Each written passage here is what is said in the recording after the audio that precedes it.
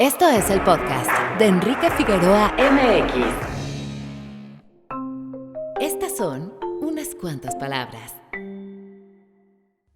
No sé a ustedes, pero a mí me frustra cuando veo replicadas en masa las noticias falsas. Ya ni hablar de cuando los replicantes son profesionales, entre comillas, que se dedican a la información. ¿Qué esperar, entonces, de gente que no se dedica a ello, pero que al final termina siendo parte de esa propagación que solo termina siendo dañina? Desde las cadenas de WhatsApp hasta las noticias de portales falsos que se leen compartidas en Twitter y Facebook, las noticias falsas navegan con tanta facilidad que de tanto repetirse, para algunos terminan siendo verdaderas. En un estudio del MIT publicado en Science, se concluía que, por ejemplo, en la red social Twitter, la verdad tardaba 6 veces más en llegar que lo que se tardaba en hacerlo la mentira.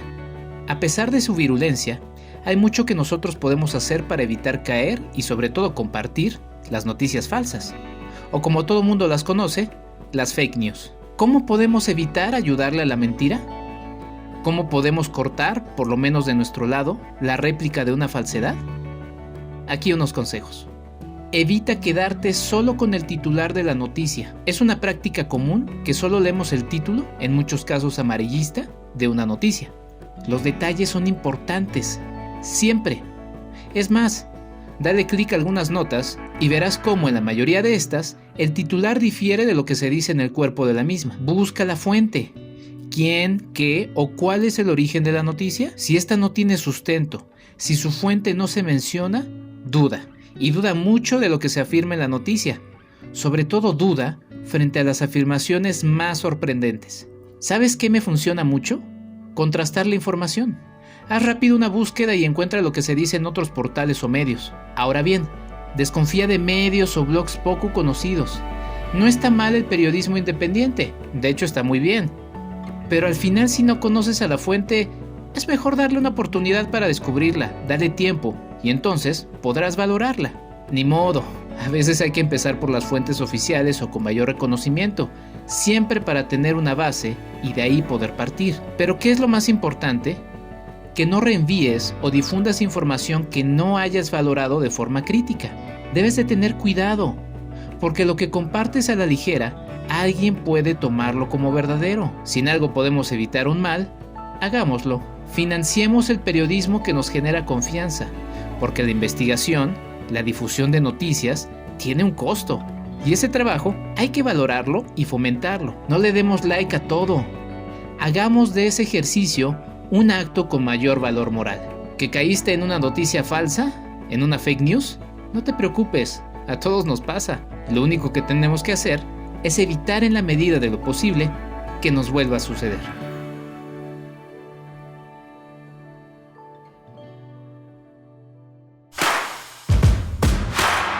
www.enriquefigueroa.mx.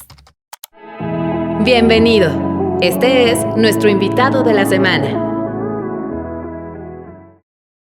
Muy buenos días, tardes o noches. Mi nombre es Enrique Figueroa Anaya y les doy la más cordial bienvenida a mi podcast, el podcast de Enrique Figueroa MX. Y el día de hoy tenemos la oportunidad de escuchar a una gran invitada que me da muchísimo gusto presentar y que no podría ser de otra manera. Tengo que presentarla así. Vamos a escuchar a quien le damos la bienvenida en este episodio. Verónica Orihuela Vera estudió Comunicación y Relaciones Públicas en la Universidad Latinoamericana. Tiene una maestría en Estudios Humanísticos con especialidad en Filosofía y Literatura por el Tecnológico de Monterrey. Inició su carrera radiofónica en Radio Educación desde 1994, donde permaneció hasta el año 2000. En ese tiempo, también hizo colaboraciones con el Instituto Mexicano de la Radio IMER como productora, asistente de producción y guionista. Escribió para la revista de la extinta radiodifusora de música académica XELA la columna Clásicos en la Internet. Estudió en la Escuela de la Sociedad General de Escritores de México, SOGEM. Ingresó al Tecnológico de Monterrey, Campus Ciudad de México, en 1999 en la coordinación del Laboratorio de Audio. En 2000, comenzó a dar clase de producción radiofónica y casi de manera constante ha impartido cursos cada semestre, aunque varían los nombres de producción radiofónica, teoría del sonido, diseño sonoro, periodismo radiofónico, laboratorio de audio, audio para multiplataformas. Es responsable de la radio Concepto Radial en el Tecnológico de Monterrey, donde ha realizado diferentes proyectos que incluyen organización de conciertos, conferencias, estrenos de películas, mesas de debate político, transmisiones especiales desde ferias de libro, eventos deportivos o festivales de género. Ha trabajado con equipos de estudiantes en reportajes y documentales para Radio Nederland publicados en su portal El Toque. Además, con KJCC de Arizona, desarrolló proyectos de contenido periodístico, además de una visita con estudiantes en 2015 que incluyó entrevistar al polémico alcalde Joe Arpaio y dar cobertura al cierre de campaña de Hillary Clinton en Phoenix. Con ambas instituciones, Radio Nederland y KJCC, realizó convenios de colaboración que incluyeron principalmente talleres de periodismo en audio y video, intercambio de programas radiofónicos y materiales en video, visitas a sus estaciones de trabajo. Durante 2005, dirigió la clínica comunitaria del Servicio Social en el Tecnológico de Monterrey, Campus Ciudad de México, para producir materiales en video sobre herramientas tecnológicas para el aprendizaje de niños autistas.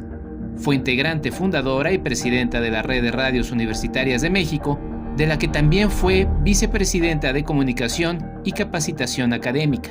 Ha impartido talleres de diferentes temas relacionados con la producción de radio como las redes sociales digitales y la radio, podcast, proyección y desarrollo de la voz, uso de redes sociales en la radio, entre otros. En 2016 participó en el encuentro de radios universitarias dentro de los cursos de verano de la Universidad Complutense de Madrid como presidenta de la Red de Radios Universitarias de México. En 2017, durante el encuentro de radios universitarias internacionales celebrado en la Universidad de Extremadura, participó con la ponencia La Radio Universitaria y sus canales de comunicación al servicio de la comunidad en casos de desastre natural, publicada en el libro Radios Universitarias en Marcha, de la Red Internacional de Radios Universitarias, la RIU, de la que también es integrante fundadora. En 2019, durante las jornadas académicas de radio celebradas en Argentina, presentó la ponencia La Radio Universitaria y la generación de comunidades participativas alrededor de los programas sobre violencia de género y diversidad. Durante el año 2018, fue guionista de cápsulas sobre ciencia difundidas en los programas La Ciencia que Somos y Preguntamos por qué somos niños, producidos por la Dirección General de Divulgación de la Ciencia de la UNAM. Actualmente, realiza investigación sobre radiodifusión con perspectiva de género y el desarrollo del podcast en la educación. Verónica Orihuela Vera, bienvenida al podcast de Enrique Figueroa MX. Verito Orihuela, bienvenida. ¿Qué tal, Quique? ¿Cómo estás? ¿Cómo te va?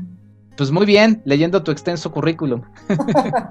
Trataré de abreviarlo más, estuvo larguísimo, es menos de lo que parece, de verdad, se los aseguro, pero bueno, no, sí es una verdadera vida y sí es un tema ahí de mucho trabajo. Muchas gracias por invitarme, estoy muy contenta de que podamos platicar. Pues yo soy el que está feliz de tenerte por acá, Vero.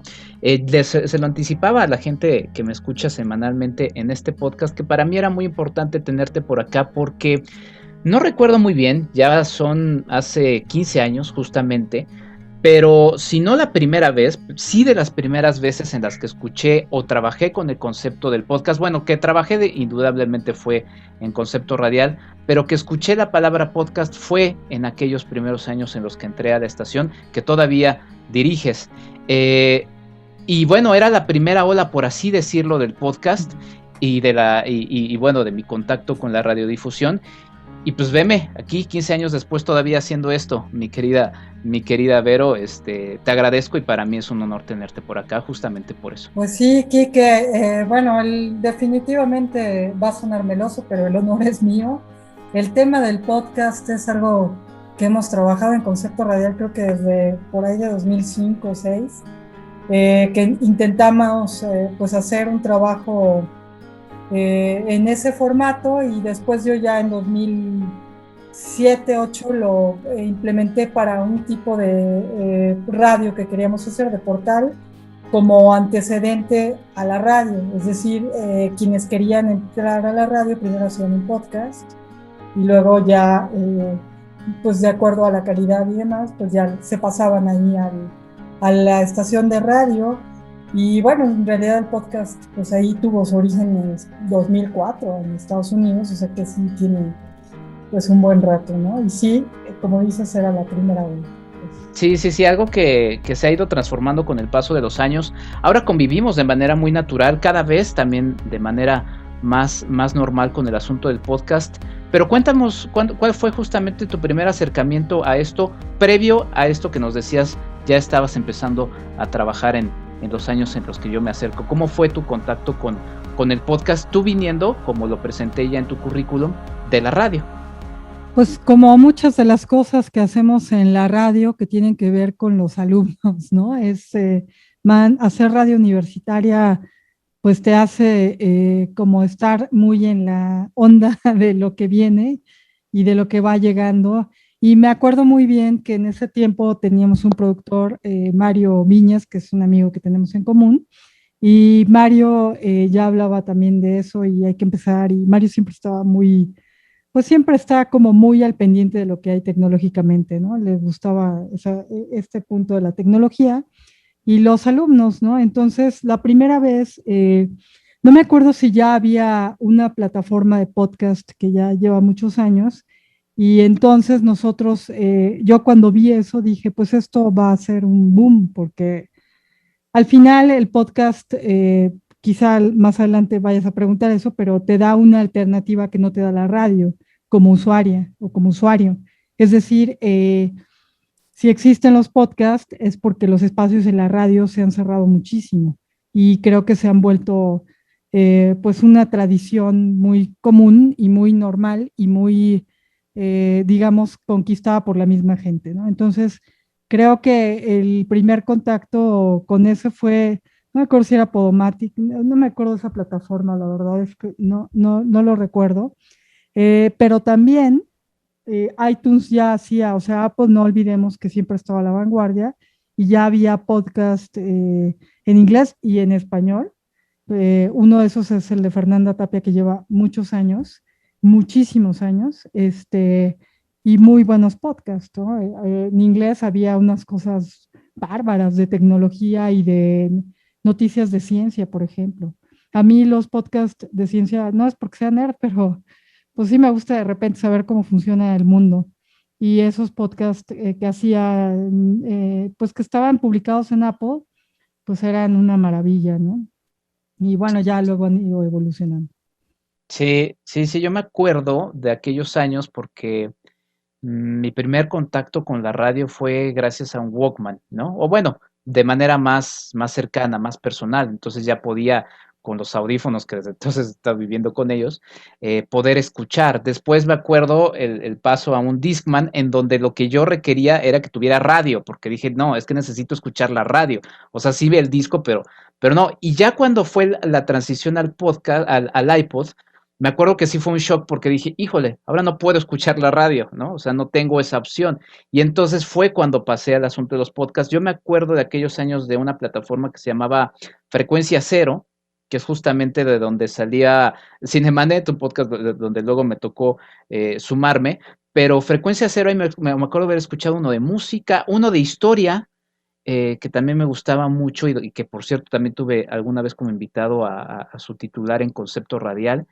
Y Dixo, justamente como mencionas, ¿no? El de Fernanda Tapia, gente que venía de la radio y que estaba Dixo era haciendo. la plataforma, no Dixo. Dixo fue la primera plataforma con la que yo tuve contacto, bueno, no contacto, pero sí, la primera que escuché. No me acordaba, gracias. Y que continúa desde entonces también Dixo. Ya Frecuencia Cero, lamentablemente, ya hace muchos años que dejó de hacerlo. Cinemanet continúa a pesar de eso, pero sí, Dixo es la plataforma más vieja, por así decirlo, que continúa y haciendo podcast, justamente con gente del TEC. Pues estaba por ahí escuchando el otro que tiene Macario Esquetino, que está todavía ahí en el TEC, que tiene justamente con Dixo.com y demás, pero bueno, nos encontramos en esto, Vero, y hablabas de la especificidad del podcast, porque hemos pasado esta transición en la que los programas de radio se guardan y pasan a un formato grabado y entonces pues ya eso lo convierten en un podcast, pero el podcast tiene sus propias reglas. Claro. Bueno, el podcast como tal, pues está bien interesante porque acabas de mencionar el iPod y el origen como tal del podcast, y el nombre tiene que ver precisamente con el iPod. En realidad, pues sí, el significado tal cual es pod, ¿no? Cápsula, cast de broadcast, pero cuando hacen todas estas disertaciones, los investigadores me da mucha risa, y bueno, ahora que he estado trabajando el tema en investigación, este, pues me causó curiosidad que sí hubo alguien que dijo no nos metamos en problemas, es simplemente un derivado del iPod porque lo ibas a oír en el iPod. Y de hecho yo los primeros que escuché, pues los escuchaba en mi iPod, ¿no? En el carro y vaya, los bajabas a la computadora y demás, ¿no? Pero bueno, sí es un derivado, yo siempre digo que es un extensor, un brazo extensor de la radio, porque tiene el mismo lenguaje, ¿sí? O sea, es el lenguaje auditivo con la voz, con la música, los efectos y el silencio, ¿no? Y la magia que puedas hacer con eso. Pero también tiene cosas que no propiamente tiene la radio, ¿no? Primero, creo que a mí sí me conviene mucho hablar siempre, porque es lo que más me gusta, de la utilidad social, o sea, se vuelve muy democrático. En la pandemia, por ejemplo, se producían, bueno, se triplicó el número, ¿no? Se hacían aproximadamente, según Reuters y Chartable decía, se hacían 3,000 y tantos podcasts y ahora se hacen en la pandemia más de 9,000, ahorita ya estamos rayando los 10,000.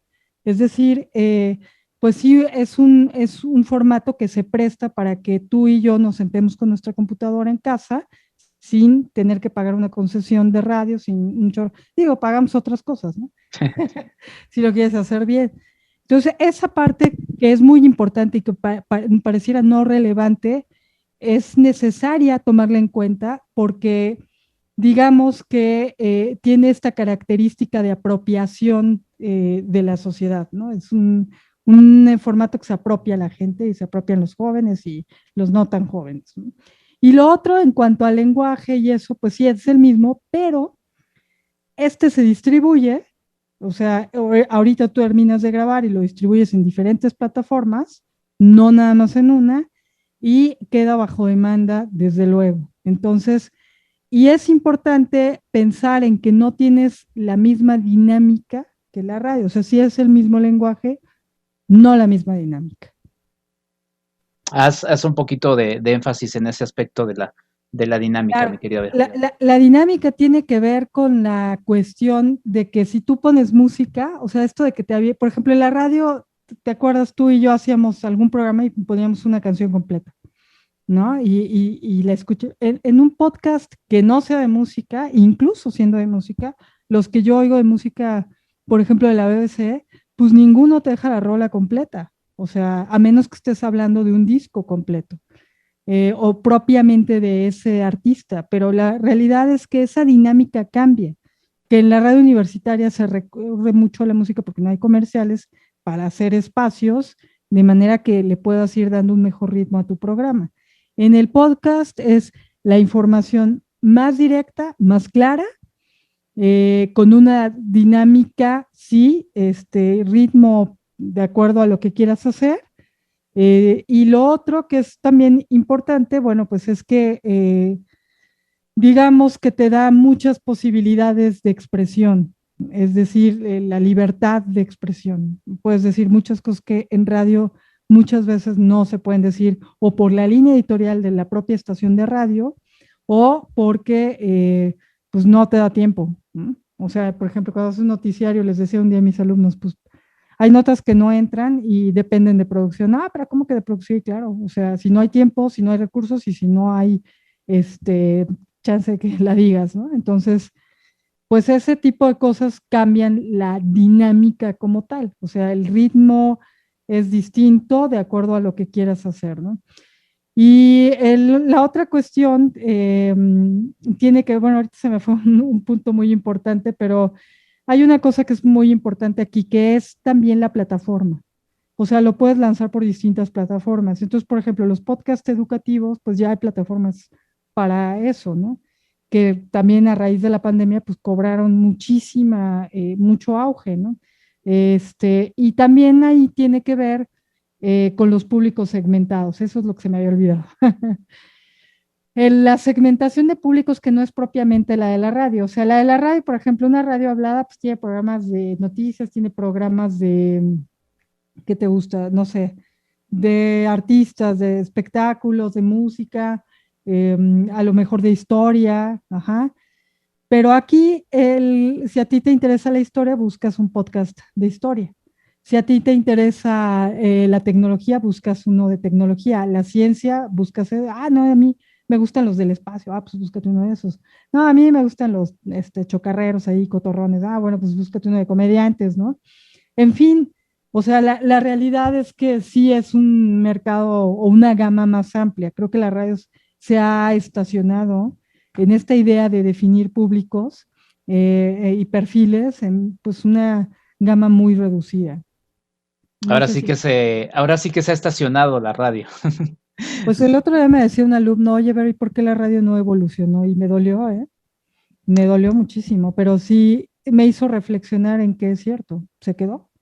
Bueno, yo voy a hacer una confesión. Seguramente a ti también te ha pesado, a pesar de que los dos trabajamos cercanamente con medios de comunicación. Yo la verdad es que he dejado de escuchar radio desde hace ya muchos, muchos años y he favorecido contenidos justamente en podcast, ¿no? Y a eso voy con dos puntos que mencionas. Uno que era justamente el de la democratización de los medios, ¿no?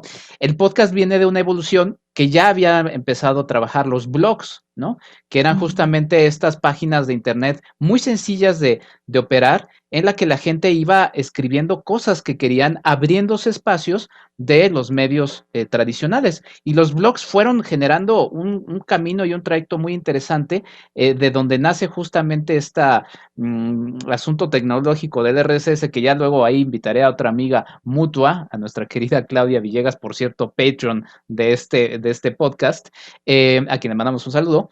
Pero a partir de ahí, pues justamente el empoderamiento de mucha gente de poder tener esta dinámica, y eso lleva junto con pegado a la especificidad de temas. Dices, a mí me gusta la historia, pero puedes llegar a la historia digo, igual estoy exagerando, pero igual puedes llegar a la historia de los semáforos, no sé. O sea, puedes llegar a cosas muy específicas que además también por el espacio en tiempo de las radios y por otros aspectos, pues no caben, ¿no? Mira, ahí acabas de decir algo muy importante. Estos espacios, ¿no? Y que no caben porque, por ejemplo, cuando me preguntó ese alumno por qué la radio se había quedado, me tardé en contestar y la reflexión fue una muy buena pregunta. Creo que el tema de que la misma cantidad de gente tenga los medios que hace 100 años, la radio cumple 100 años este año, es lo que ha afectado, porque esa gente se ha adueñado del espacio radioeléctrico, el gobierno desde luego pues ha apoyado en eso, e incluso las universidades pues como nosotros no tenemos, el TEC tiene una en Monterrey, pero en Ciudad de México no, y tiene que ver con lo de estas familias, es decir, en el consejo del TEC está pues gente de medios, ¿no? Y no conviene que haya competencia, ¿no? Entonces, creo que eso me lleva al siguiente punto, pues de hacer del podcast el alcance, ponerlo al alcance de la gente con los temas, porque los temas cambiaron, el consumo cambió y la radio no.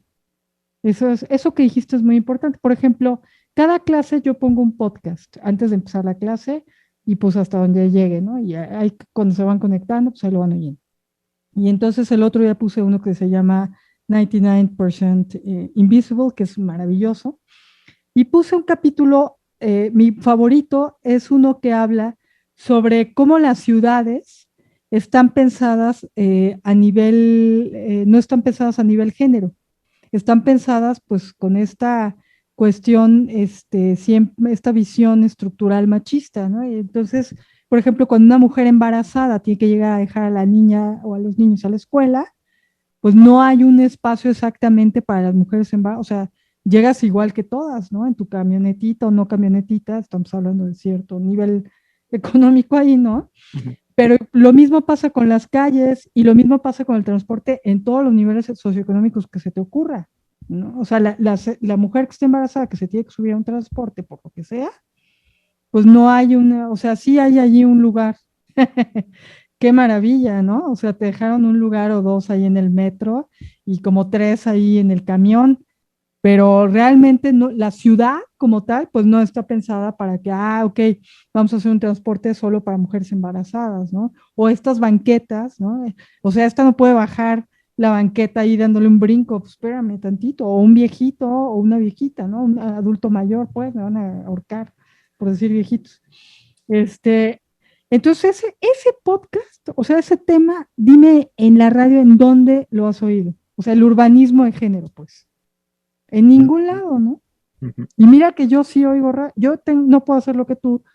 Primero, porque sí soy bien fan, por ejemplo, de Aristegui, ¿no? Y sí me la chuto las 4 horas.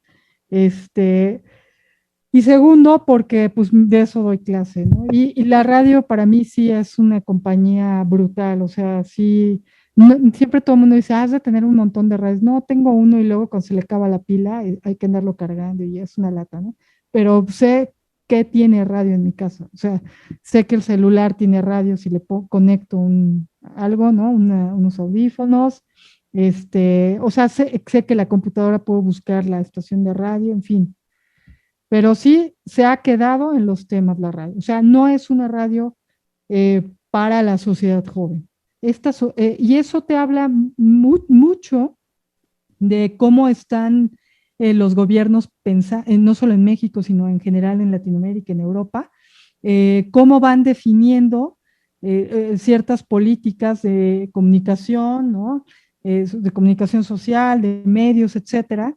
Y en esta de medios, pues ya estaría que tendríamos que ver que hubiera más estaciones para jóvenes, porque hay creo que 2 o 3, ¿no? Más estas pop, pero de contenido para jóvenes, pues están las universitarias. ¿Y cuántas universitarias en la Ciudad de México hay? 4. Sí, sí, no se vaya a malinterpretar, o sea, sí escucho radio, quizá más bien no la escucho como por gusto, digo, quizá esto es un poco más duro, ¿no?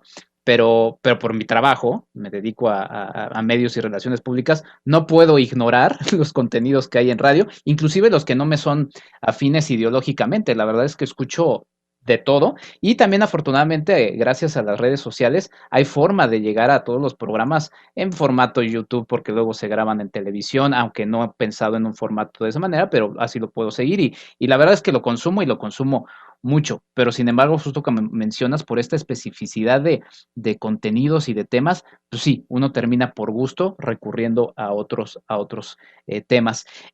Antes de ir al corte, Vero, porque la verdad es que nos va a dar mucho de qué hablar esto y quizá será la primera de muchas invitaciones que te haga, hablabas justamente de lo lento que la radio ha llegado a muchas cosas, ¿no? Y que se ha quedado atrasado, como nos decías en el ejemplo de tu alumno, lo que te comentaba, que también parece para mí duro. Pero estamos viendo, por ejemplo, más allá también de la situación política de nuestro país, a nivel internacional, que los medios tradicionales, por así decirlo, han reaccionado un poquito lento a los cambios que han pasado. Y estamos hablando de 15 años, más de 15 años de la presencia del podcast, también 15 años de la presencia de YouTube, por ejemplo. Y muchos medios todavía siguen ahí como tratando de ver cómo voltear estas cosas y dices, a ver, cuate, ya pasó mucho tiempo, ¿no? ¿Cómo ves esto? Y sobre todo porque también en México, de una voz cantante de un cierto sector, pues se han abierto otras voces que para algunos resultan incómodas, pero que es muy sano que existan porque pues, no tenían voz en esos medios tradicionales, que sí han tenido voz en redes sociales, que eso ya ahorita abordamos un poquito más adelante. Sí, esta parte llevaría todo un programa y tiene que ver con lo social, tiene que ver con el acceso a los medios, ¿no? La radio sigue siendo y seguirá siendo un medio con mucha presencia, ¿no? Estamos hablando en un estudio, por ejemplo, de el IFT, se habla del 96% de cobertura, o sea que puede cubrirse, hay que ver que la gente tenga acceso a esta, ¿no? ¿Por qué? Porque, por ejemplo, en lugares alejados, y alejados me refiero a las grandes ciudades, ¿no? Lugares alejados de esas grandes ciudades, en las sierras, por ejemplo, pues la radio sigue siendo el medio por el cual Chonita le va a llevar a Juanita la medicina, ¿no? O en este pueblo hacen falta tales cuestiones para la siembra. Así se anuncia en la radio comunitaria. Entonces, la radio sigue siendo, creo yo, un medio de mucho acceso, un medio democrático, sí, hasta cierto punto. Creo que en México, desde 2015 que se hizo la reforma, ha habido mucho más acceso. Es decir, el IFT, que es el organismo regulador, el Instituto Federal de Telecomunicaciones, que regula las concesiones, ha otorgado un buen número de frecuencias, no lo tengo a la mano, pero sí ha hecho un otorgamiento, ahorita lo voy a buscar porque sí, de hecho acabamos de hacer una presentación de eso, de muchas frecuencias, ¿no? Hablamos de cientos de frecuencias en varios lugares. El tema está en que cómo se sostienen, ¿no? Por ejemplo, hay tres tipos de concesiones, las públicas, las sociales y las comerciales, ¿no? Y las públicas y sociales no pueden comercializar, entonces, y sigue sin haber chance, entonces, ¿cómo es que te sostienes? Y entonces, bueno, ¿en qué lugar está el podcast con respecto a todo esto? Sí, es un medio más democrático, pero también es un medio que para escucharse requieres un dispositivo, ya sea una computadora o con un celular con las aplicaciones necesarias. Entonces, sí, cada vez más gente tiene más celular, también necesitas conectarte a la red. Y apenas estamos creciendo en eso. Es decir, la brecha digital afecta también la posibilidad de la escucha. O sea, sí, sí es un medio más democrático, es muy económico, pero implica una serie de herramientas a las que todavía mucha gente no tiene acceso. Entonces sigue siendo la radio el medio dominante. Ahora, en cuanto a contenidos, que es lo que tú mencionabas, creo que hay un gran trabajo y hay mucho por hacer. Por ejemplo, hablando de las comunidades indígenas, pues no hay muchos programas en radio ni en podcast de lengua indígena. Es decir, en maya o en ñañú, ¿no? En ayuk, ¿no? Etcétera. En fin, mazateco, náhuatl, olmeca, totonaca, en fin, 300 creo, hay lenguas, no hay ni una. O sea, hay poco, ¿no? Entonces, creo que sí hay diferentes temas que se van tocando en los podcasts que no se tocan a la radio, pero pues todavía hay un largo camino por andar. O sea, sí se explica el que no haya este tipo de programas con la brecha digital. Quien podría hacerlo no tiene las herramientas para grabarlo, ¿no? Y sí se quedó atrás la radio como como no se quedó la tele. ¿Por qué? Porque la tele, las series están en Netflix. O sea, evolucionó a eso. Y entonces, la de Luis Miguel, que es tan comentada ahorita, no sé por qué les gusta tanto eso. Pero bueno, se respeta el gusto por la cultura pop de Luis Miguel, pero a mí me gusta la cultura pop no de Luis Miguel. Seguro si sacan uno de los hombres G, voy a estar bien feliz y ya, ¿no? Pero esa serie pasó en televisión también. La serie de Silvia Pinal, por ejemplo, que era una serie muy bien hecha, estuvo en Televisa, en su plataforma digital, como haciendo su esfuerzo Televisa, pero pues ya se tardó porque le ganó Netflix, y luego la pasaron a la tele. Entonces creo que la tele sí evolucionó y a la radio le ganó el podcast y le sigue ganando tan simple. O sea, en la pandemia se compuso la escucha de sobre todo las estaciones que no son comerciales, pero los podcasts pues despegaron. ¿Por qué?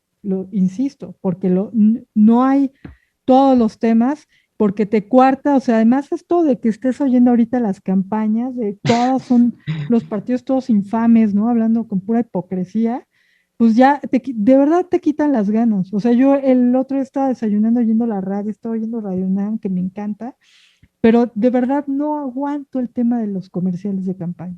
Entonces ya dije, no, pues podcast, ¿no? Y ahí ya me fui a uno de Radio Ambulante, que por cierto me recordó pues esto que te acabo de decir, de la cuestión indígena. Es un episodio de una mujer boliviana que escala, ¿no?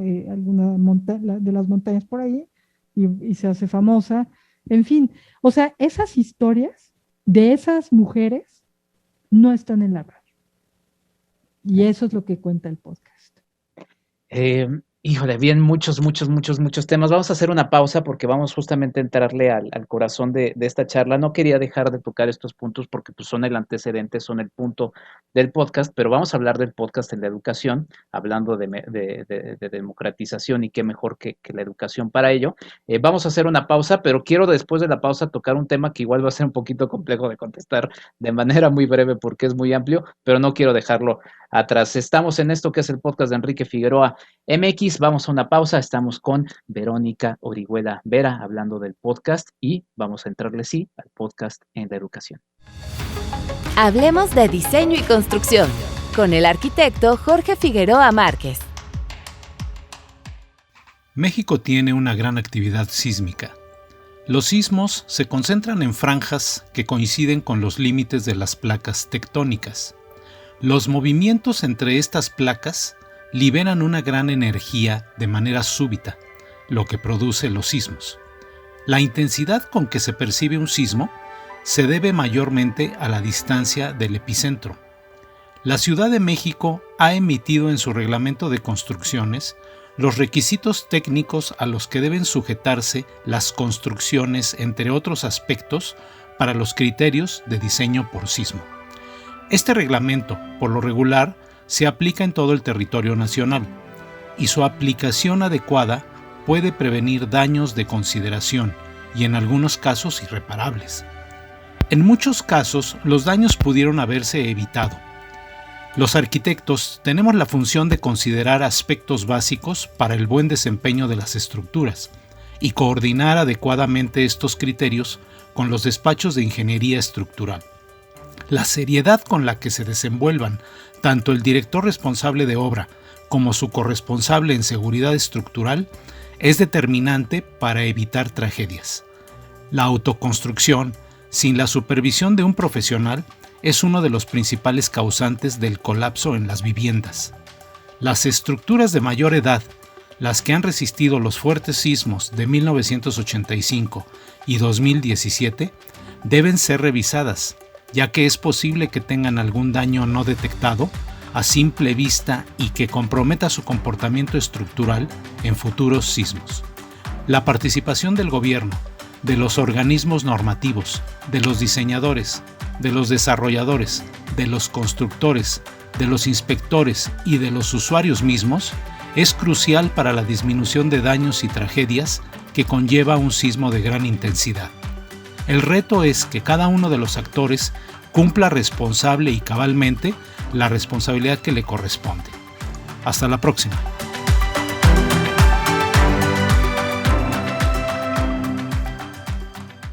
Hablemos de diseño y construcción con el arquitecto Jorge Figueroa Márquez. Sigue a Marc y Mazá en @marquiamx en Facebook y en Instagram. @EnriqueFAMX en Twitter. Y regresamos a esto que es el podcast de Enrique Figueroa MX. Estamos con Verónica Orihuela Vera, directora de Concepto Radial, Radio del TEC de Monterrey, Campus Ciudad de México. Mi querida Vero, estaba pensando en esta última reflexión que hacías antes del corte, porque bueno, siempre está el mercado, el capital, el dinero, todos estos intereses encima de todo. Y me ha llamado mucho la atención que, pues sí, antes para poder publicar tu podcast, yo lo hacía, mencionabas Podomatic, y yo me acuerdo que Podomatic fue de las primeras plataformas que se usaron para poder distribuir nuestros podcasts en Concepto Radial. Pero lo que siempre me chocaba de eso, y que duró muchísimos años, la verdad muchísimos años, es que para subir un contenido tenías cierto límite, y ya después, si querías subir más, te decían, te cobramos para eso. Pero ahora hay un cambio que te dice, por ejemplo, ahora yo uso Anchor FM para subir justamente este podcast, y te dice, no, ¿por qué te vamos a cobrar para algo que como cuando subes un video o un texto y todo eso no te cobramos? No, aquí no te cobramos nada. Pero dices, hay plan con maña, porque ya han empezado a trabajar, y justamente tú fuiste de las primeras que me empezó a platicar de cómo estaba monetizándose ya de manera más perfecta el asunto del podcast, porque pues ha tenido un auge, hay un mayor interés, obviamente al capital, al mercado le interesa meter más dinero, y entonces lo que dice, no, ¿por qué les vamos a cobrar si lo que queremos es contenidos, no? Pero eso también terminará llevando a otras cosas, como lo que le ha pasado a YouTube, que de repente YouTube favorece a ciertos contenidos. Entonces los contenidos que luego veíamos ahí medios gachos luego en la tele, pues ahora los tenemos que chutar en YouTube, ¿no? Con los famosos youtubers y todo ese tipo de cosas que pues ahí están, pero son favorecidos por cierto algoritmo, ¿no? En Spotify, a ti y a mí que nos gusta la música, pues tú le pones, pero ese algoritmo ahí no favorece cierto tipo de cosas. Y además también, y como me ha pasado con el cine, pues tienen más información de ti. Entonces dices, ¿por qué Luis Miguel? Pues porque por Google, por las cosas que de repente tienen información de nosotros, dicen, oye, ¿y si sacamos una de Luis Miguel? Porque mira todas estas estadísticas y el demográfico, y porque ya son clics en donde tienen todavía más perfecta la información. Todo un tema. Sé que te lo estoy lanzando así, Berito, pero ¿por dónde le quieres agarrar al toro? Bueno, eso último que acabas de decir, pues así se hizo Stranger Things, una serie muy exitosa que siguió a House of Cards, ¿no? Cuando ya dejaron de hacer House of Cards o ya estaban en eso y sacaron Stranger Things. Y Stranger Things tenía cosas de E.T., ¿no?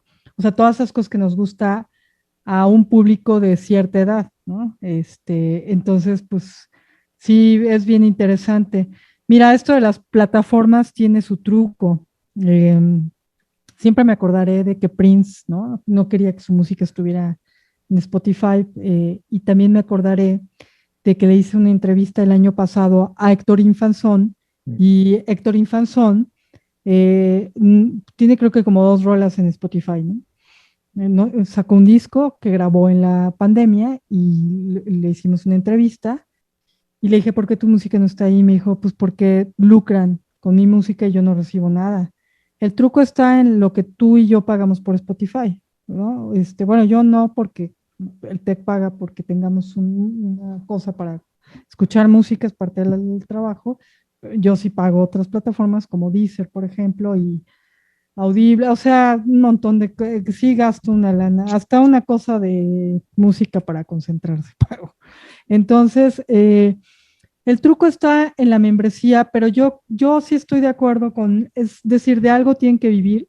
Creo que lo que está mal es que no le pagues al autor. O sea, hace muy bien Anchor en decir, no, ¿por qué te vamos a cobrar? No, tú me tienes que pagar, cuate.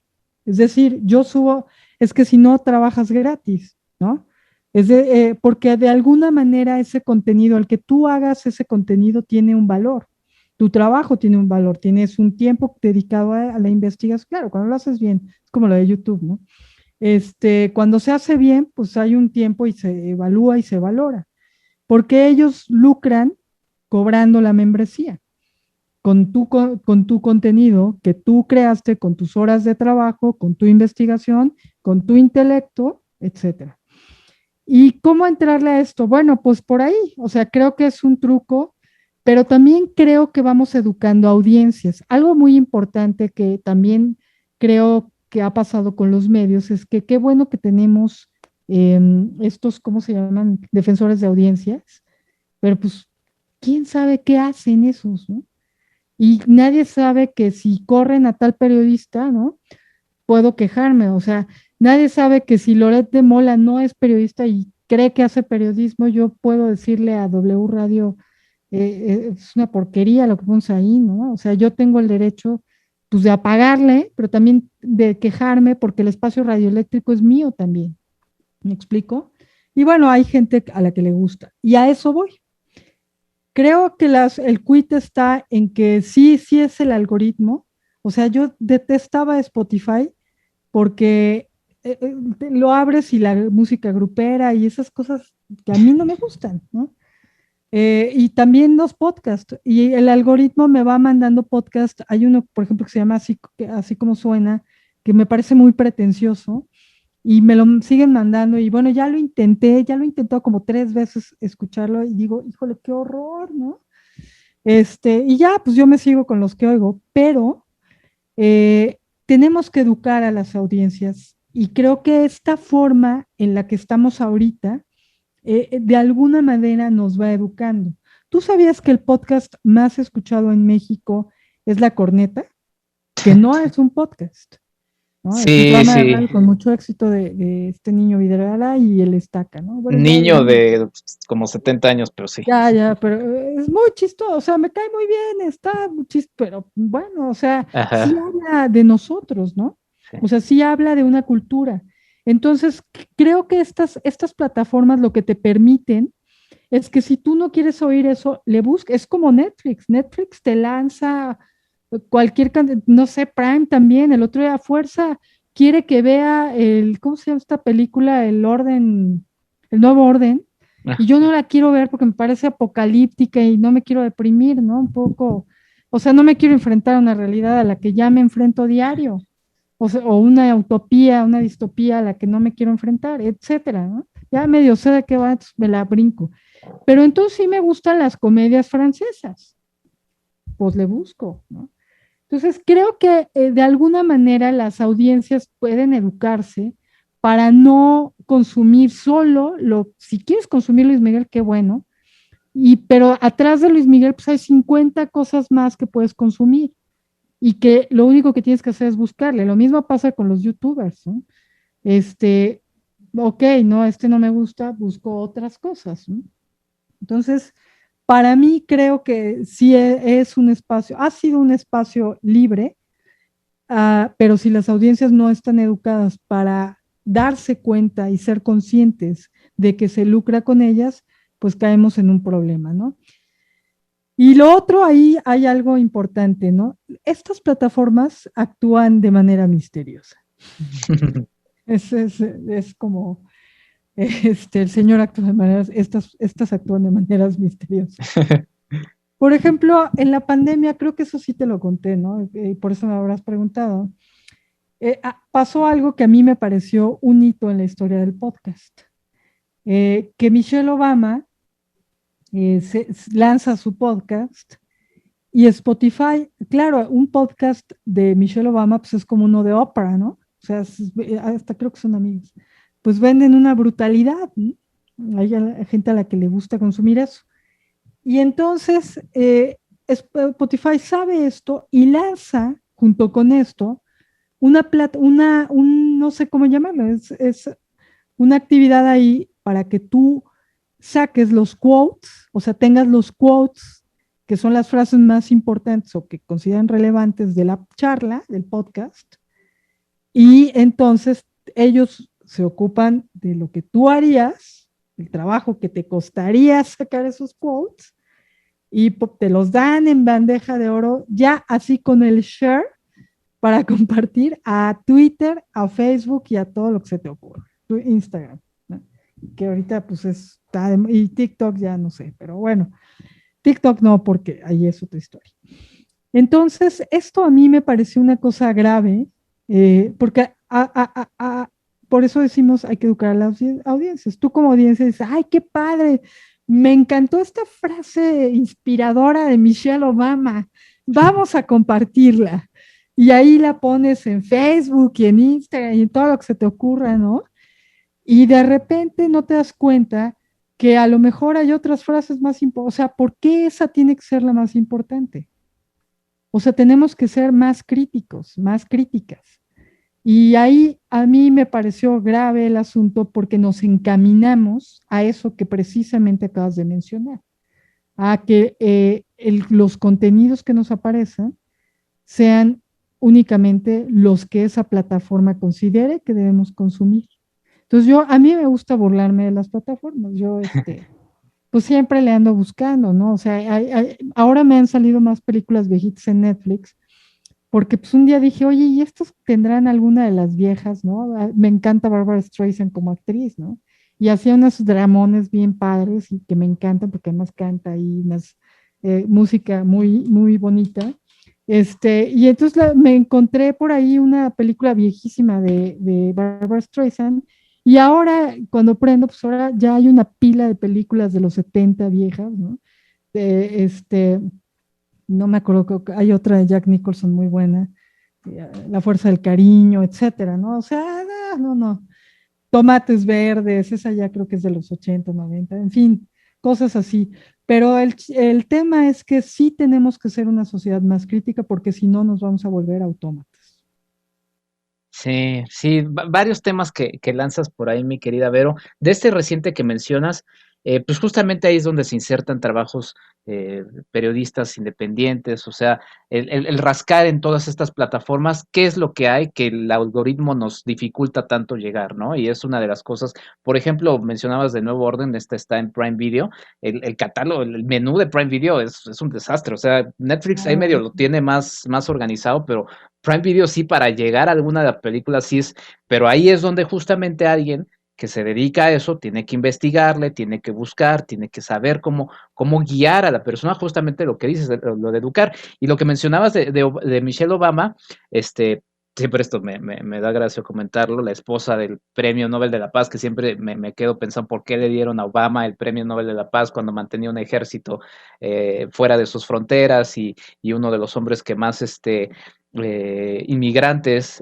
sacaba de su propio país, en fin, pero bueno, le dieron el Premio Nobel de la Paz y es este señor que inspira y demás, pero pues cómo ganó Trump a tuitazos, o sea, uno hacía el análisis, me tocaba leer luego estos análisis de los discursos de Trump y decían, es que si lo escuchas completo no tiene sentido, o sea, no tiene sentido lo que está diciendo. El señor sabía también, y por eso ganó las elecciones, que lo que la gente ponía atención eran a tuitazos, o sea, él daba frases que la gente inmediatamente tuiteaba y eso era lo que, y él al día siguiente lo tuiteaba. Así funcionaba su discurso, ya coherente de forma global, no importaba, o sea, eso no tenía sentido. Lo que él hacía era justamente eso, y pues bueno, ahora que lo mencionas, pues los Obama dijeron, mira, eso nos gusta de Trump, ¿no? este, en fin. Bueno, los Obama tienen experiencia mucha en eso, pues por eso ganó Obama. Sí. Obama ganó con una campaña en redes sociales, pues de hecho en los libros de teoría política, de teoría de la comunicación política, es un hito, o sea, está considerada una de las campañas más fuertes hechas en la historia de Estados Unidos, de los presidentes de Estados Unidos, de las campañas electorales, pues, la de Obama, por el tema del uso de las redes sociales. O sea, se usaron las redes. No, yo creo que los Obama en ese tema se mueven perfectamente. Así, yo de hecho los sigo a los dos. Obama presidente, pues ya Barack Obama tiene un podcast que hace poco grabó con Bruce Springsteen, por ejemplo. O sea, saben a dónde llegarlo. Pero hay otro punto muy importante que tocaste que tiene que ver con Donald Trump y el hablarle a su audiencia. Sí, gana con frases, o sea, se dirige, creo yo, sobre todo a una parte de la población que no está considerando Estados Unidos antes de 2016, ¿no? 15-16. Y él habla a esa población blanca y a esa población también bastante dejada atrás, ¿no? Incluso algunos obreros, gente pues no con mucha cuestión, mucho nivel económico y social, y entonces se compran esta idea de la supremacía, ¿no? Y estamos así porque los otros nos han vendido al mundo, ¿no? Y creo que es bastante discutible Donald Trump, pero no dejo de pensar que le pasó lo que aquí pasó. O sea, estos dos presidentes que se llevaban también, además, Andrés Manuel López Obrador y Donald Trump, llegaron a un público al que no llegaban los anteriores, porque los Obama pues llegan a una clase y de ahí pues estamos hablando de lo de Spotify, ¿no? Michelle Obama y el libro, ¿no? En fin, ¿no?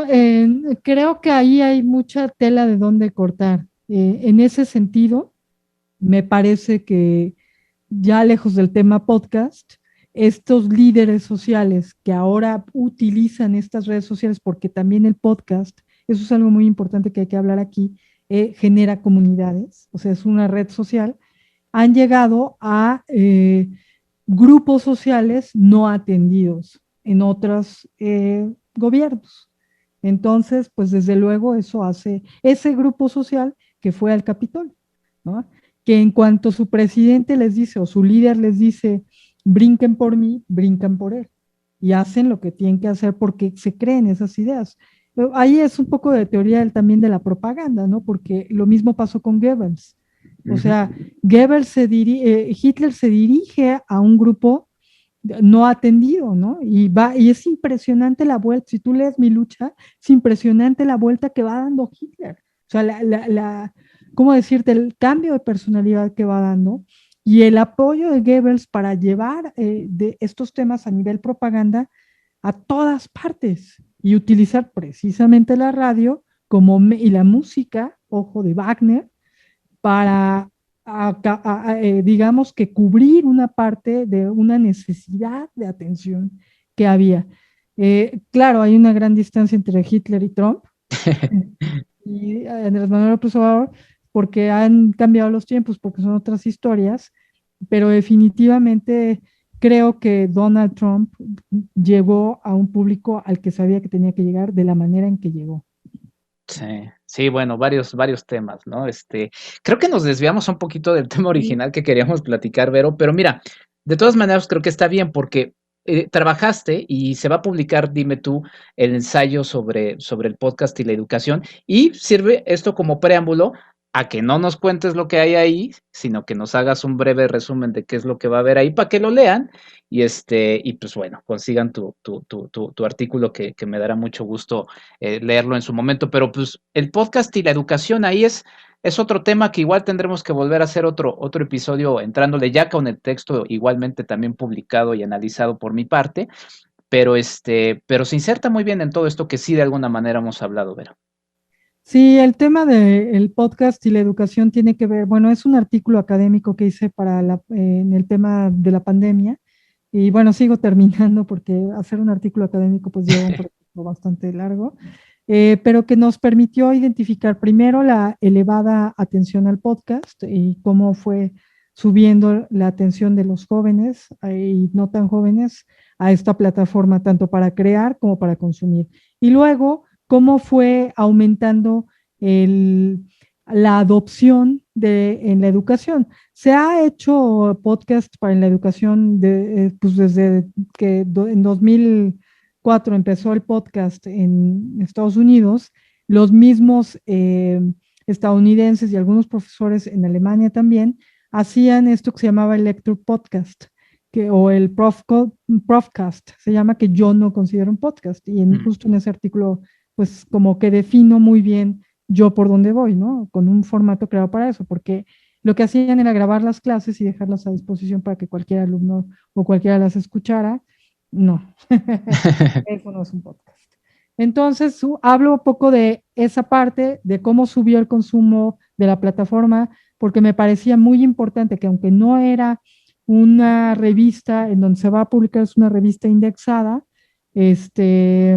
iberoamericana, aunque no tenía que ver propiamente con mercadotecnia, sí es necesario entender por qué buscar al podcast como herramienta de aprendizaje y no como apoyo para la enseñanza. Es decir, ojalá sí lo hubiera puesto en el artículo, pero no lo puse así. Déjame, ahorita que termine, modifico. Porque lo que yo sostengo es que el podcast hecho por los estudiantes sobre temas asignados en clase deja una mejor enseñanza de los temas. Alcancé a hacer una encuesta en concepto con mis alumnos, por ejemplo, hay gente de medicina que hace un podcast para saber si los temas los aprendían mejor, o sea, tenían un mejor, se les quedaba mejor, digamos, grabada la información haciendo el podcast, y me dijeron que sí. No pude meterla porque ese es otro tema, y aquí vamos a hablar de cómo se había usado en la pandemia, ¿no? Pero, por ejemplo, en Sudáfrica, perdón, se utilizó el podcast durante la pandemia para que los alumnos hicieran eso. O sea, trabajar los temas a través de crear un podcast. Y resulta que es una actividad lúdica que desarrolla competencias de educación y de autogestión del aprendizaje, algo muy importante en la educación, les da seguridad. Por ejemplo, para idiomas es buenísimo, te permite aprender muy bien ese idioma. Y una cosa muy importante es que permite una educación mucho más horizontal, una relación más horizontal entre profesores y estudiantes. ¿Por qué? Porque para hacerlo tienes que estar consultando la cuestión del contenido, viendo la cuestión del contenido con el profesor y entrar en una especie de equipo de trabajo conjunto. Y en ese artículo yo propongo que los profesores también se capaciten, así como los capacitan para que usen Zoom y para que usemos, porque me incluyo, Google, y el otro día entré a un taller de Google y creo que yo sabía más que el tallerista, pero pues porque así es la cosa. Y así ha sido antes de la pandemia también, ¿no? O sea, no nada más por la pandemia, pero sí en la pandemia hubiera sido muy útil porque es una actividad muy lúdica, que te saca de la dinámica típica normal de la vida. O sea, tú y yo, si no, no sé, estamos en esto y nos gusta, ¿no? Pero el alumno Tito X, ¿no? Pues no se dedica a eso. Entonces que le digas, oye, pues vas a hacer esto. A todo el mundo le gusta hablar. Algunos no, pero la música les gusta. O sea, le tienes que elegir música, le tienes que poner acá. Entonces, pero para eso hay que capacitar a los profesores. Eso es a grandes rasgos lo que se habla en el artículo, ¿no? ¿Cuándo podremos ver ese artículo, Vero? Pues se publica el 5 de mayo en la Revista Iberoamericana de Educación, que es de acceso gratuito. Ya esa revista, ese número que estaba dedicado a la educación durante la pandemia, ya lo ha ido publicando. Tienen un monográfico hay muchas cosas muy interesantes, por ejemplo, de cómo se fueron adoptando las tecnologías, en fin, no adaptando, sino adoptando para adaptarnos a la educación a distancia. Entonces, hay mucho de educación a distancia, pero bueno, quisieron hacer que me pidió Miguel Ángel Ortiz, sobrino, que es también un investigador de la Complutense de Madrid, y que pues es la primera vez que hago un artículo académico, he hecho capítulos para libros, pero bueno, esto me ha llevado un gran aprendizaje. Pues muchas felicidades, Berito. Estaremos pendientes del texto también para darlo a conocer, acompañando posteriormente este podcast. Este podcast sale antes de la publicación de ese texto, pero lo estaremos siguiendo y, si me permites, en futuros episodios volverte a invitar, porque la verdad es que a mí me interesaba mucho hablar contigo del podcast, porque si bien es algo que, como ya dices, ha crecido muchísimo, hay muchísimos contenidos a través de podcast. Poco he escuchado sobre el podcast en los podcasts, ¿no? O sea, sobre investigación, sobre teorías. Entonces, para mí es muy importante hablar de ello y de verdad que no se me ocurre mejor persona que tú para ello, mi querida Vero. Gracias, Kiki. Hay una plataforma que se llama PodMof, que es tiene su podcast y habla del podcast, pero sí es un poco a nivel comercial, ¿no? Esa es otra cuestión con los podcasts y que puede haber en investigación. Hay cientos de plataformas para distribuir podcasts comerciales y de educación, así dedicados a la educación, encontramos 3. Los demás son plataformas como iTunes U o Himalaya que tienen pues alguna parte asignada para esos podcasts, pero realmente dedicados a la educación hay 3. Y otra cosa que propongo en el artículo es que las universidades tengan algunas las tienen, Harvard tiene, Stanford tiene, pero no están cuidadas, o sea, ¿sabes? No se curan igual que se cura la biblioteca, ¿no? O no se hacen las clasificaciones pertinentes, y sí es importante tener una fonoteca muy bien armada con los podcasts que pudieran servir a los estudiantes, ¿no? Sí, bueno, hay mucho interés y lo voy a hacer rapidísimo el análisis. Viendo las estadísticas de este propio podcast, tenemos 3 ejes, que es cine, historia y educación. Y curiosamente el que más se mueve es educación. Entonces, pues ahí también te da una idea de que hay mucho interés de gente por acercarse a estos temas. Y para quienes nos están escuchando y quieren acercarse a hacer un podcast, digo, sí, Vero y yo siempre somos muy cuidadosos con el tipo de producción, cómo lo grabamos.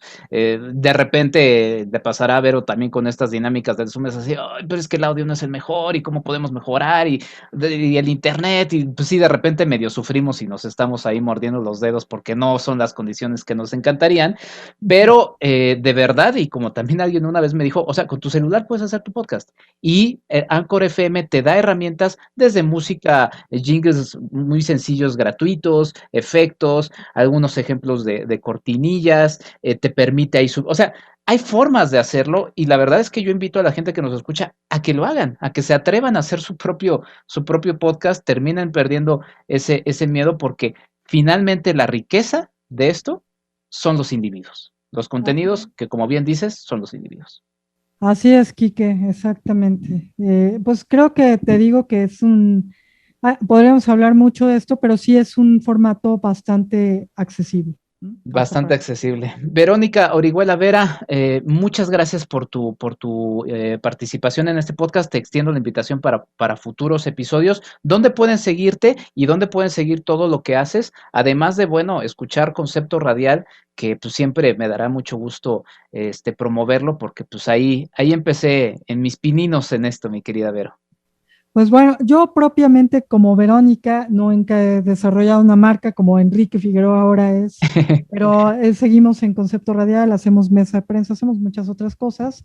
Estoy en Twitter como MBChicaOB, que es María Verónica Orihuela Vera, y en Facebook igual, aunque ya no lo uso mucho, el señor, ¿cómo se llama este hombre? El dueño de Facebook. Ahora, Mark Zuckerberg, sí. Cada vez hace que uno lo deteste más, entonces ya cada vez menos, pero estoy en Twitter como MVOV. Perfecto, Vero, pues te agradezco mucho. Sí, yo siempre me quejo del capital y del mercado y todo eso, pues ahorita estamos en Enrique Figueroa MX tratando de posicionarnos de las maneras para sobrevivir, porque pues finalmente, y como dice también una amiga mutua a quien le mandamos un saludo, Claudia del Castillo, pues uno se acostumbra a comer, ¿no? Exactamente. Pero hay formas más dignas de comer, ¿no? O sea, de buscar esa comida. Te agradezco mucho, mi querida Vero. Nosotros nos vamos a la sección de recomendaciones. Siguen aquí en el podcast de Enrique Figueroa MX. Nuestra recomendación para el fin de semana. La recomendación para esta semana es una película que se llama El Gran Cuento de los Osos. Es una película de Lorenzo Mattotti, que es un caricaturista muy reconocido en diversos medios. ¿Cuál es la historia? La historia comienza cuando vemos a Leoncio, el rey de los osos, quien le está enseñando a Tonio, su hijo, a pescar en el río. Lo que sucede de repente es que llega, pues ya saben, los famosos humanos que terminan secuestrando a Tonio. A partir de ahí empieza una aventura en la que Leoncio pues se termina involucrando, pero se termina involucrando porque lo que quiere es buscar a su hijo. En este involucramiento entre osos y humanos es que vamos descubriendo una serie de relatos que lo que nos hacen pensar es nuevamente en la apertura, en la empatía, en el escuchar los unos a los otros, en quitar los prejuicios de unos y otros. Y bueno, es un ejercicio de verdadera apertura mental a los otros, a quienes resultan extraños, en este caso, los humanos a los osos y los osos a los humanos. Esta película, El Gran Cuento de los Osos, se presenta como parte de la 69 Muestra Internacional de Cine en Cineteca Nacional y estará desde el día que se publica este podcast, lunes 19 de abril, hasta el próximo sábado 24 de abril. Asistan a la Cineteca Nacional con todos los cuidados debidos y disfruten de esta película que se llama El Gran Cuento de los Osos.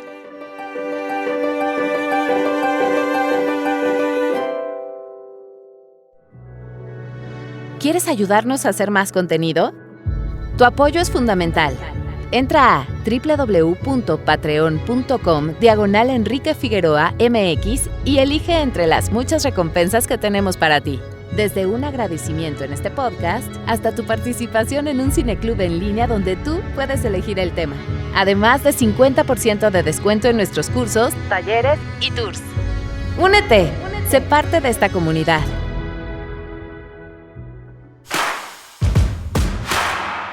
@Enrique Figueroa MX en Facebook y en Instagram. Y hasta acá este episodio. Muchas gracias como siempre a mis mecenas, a Claudia Villegas y a Ligia Plácido. Muchas gracias y reitero la invitación a quienes nos escuchan que se sumen. Si les gusta mucho este episodio de podcast, si les gusta mucho lo que hemos estado haciendo en enriquefigueroa.mx, no dejen de compartirlo. Ya lo saben, si les gusta muchísimo, conviértanse en mecenas y llévense algunas de las muchas recompensas que estamos ahí realizando.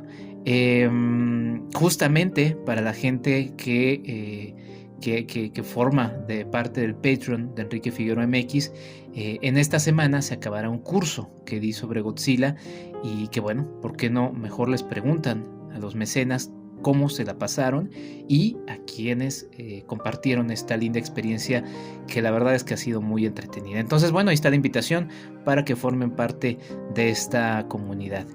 Yo me despido sin más, deseándoles que se cuiden mucho, que no bajemos los brazos a pesar de que de repente en las noticias se dice, bueno, ahí va, no hay miedo a una tercera ola de nada, relájense, ahí viene el semáforo amarillo. No bajemos los brazos, cuidémonos todos. Yo soy Enrique Figueroa Anaya, hasta la próxima. Esto fue el podcast de Enrique Figueroa MX. Hasta la próxima.